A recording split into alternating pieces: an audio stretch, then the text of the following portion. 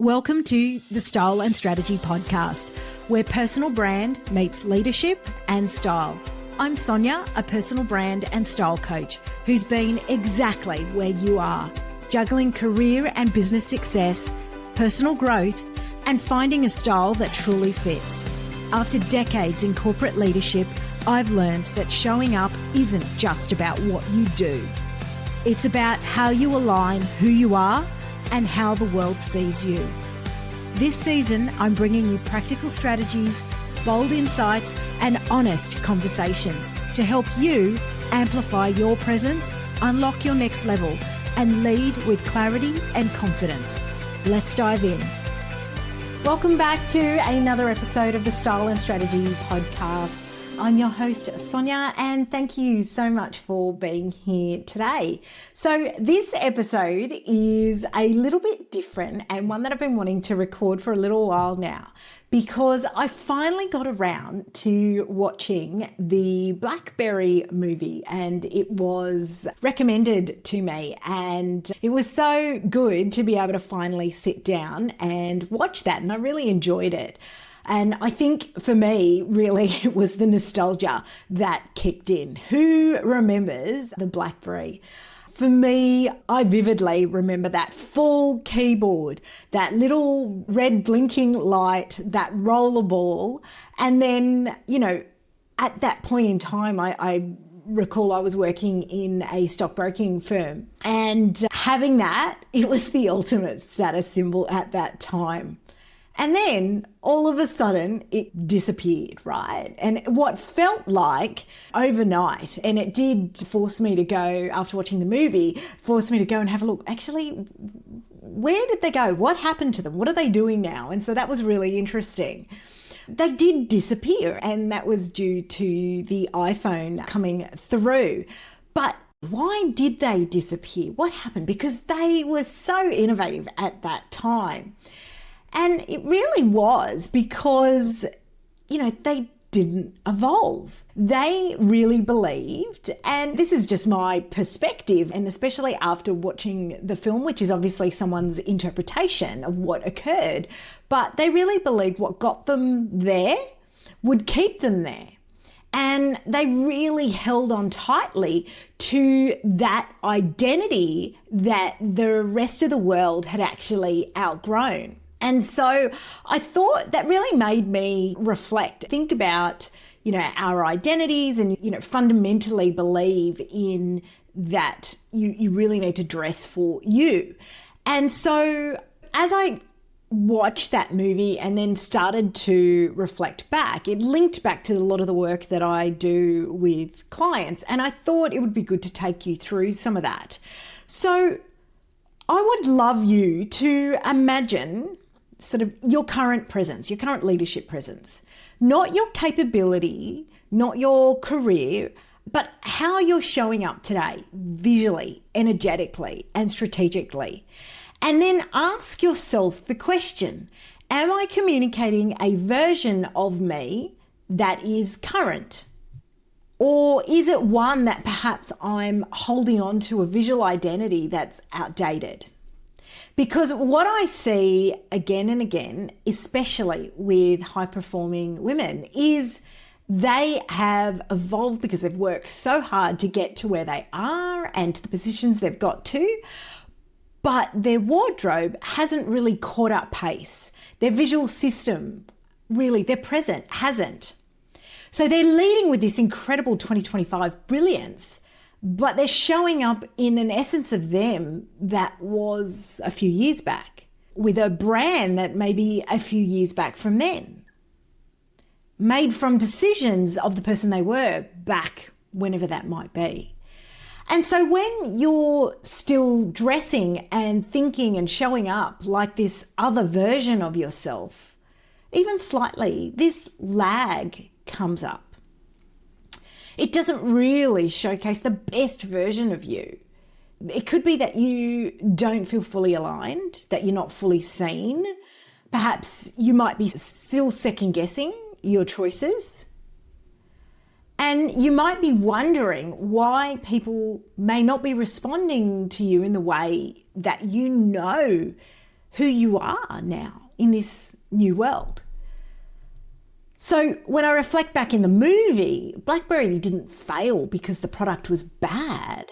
They failed because, and again, my interpretation, they were attached to what I could see was an outdated definition of what we wanted at that time.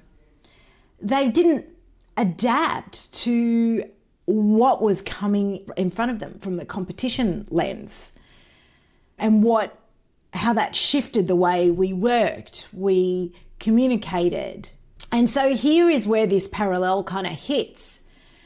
A lot of women are still dressing and positioning themselves for what potentially the world was asking for previously.